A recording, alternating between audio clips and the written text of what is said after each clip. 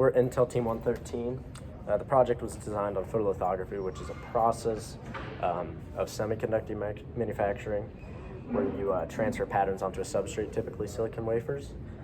Downside's costly and very complex right now. Alternatives are needed.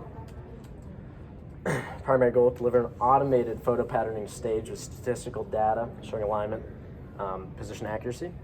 We were given an XY stage, USB microscope, breadboard, an alignment slide, and we're trying to maximize precision. Our initial process with the breadboard came from using the online tutorial that was given to us in the Discord. We ran into a few problems, mainly with the capacitor blowing up when we first started. So. The motors that we used were stepper motors, so they take an input of a number of steps that turn the motor a certain amount of degrees each time. So we first wrote a Python script to calculate the number of steps to travel a certain amount of distance.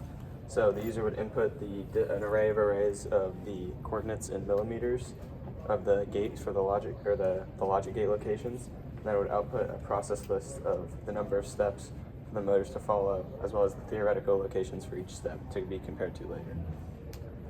In the Arduino code, we looped through each step of the list and computed the direction and the experimental time, and we kept track of the sum in order to return to the origin.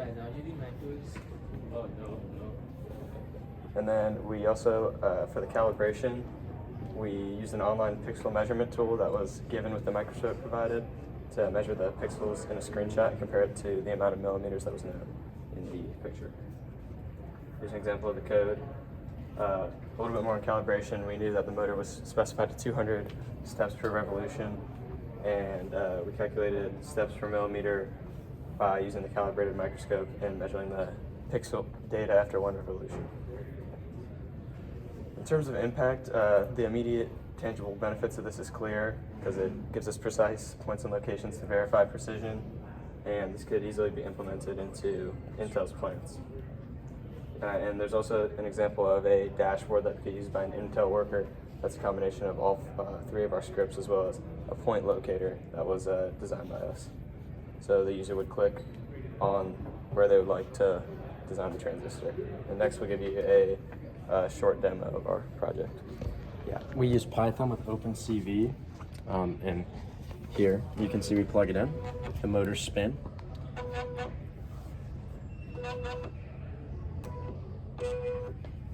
And then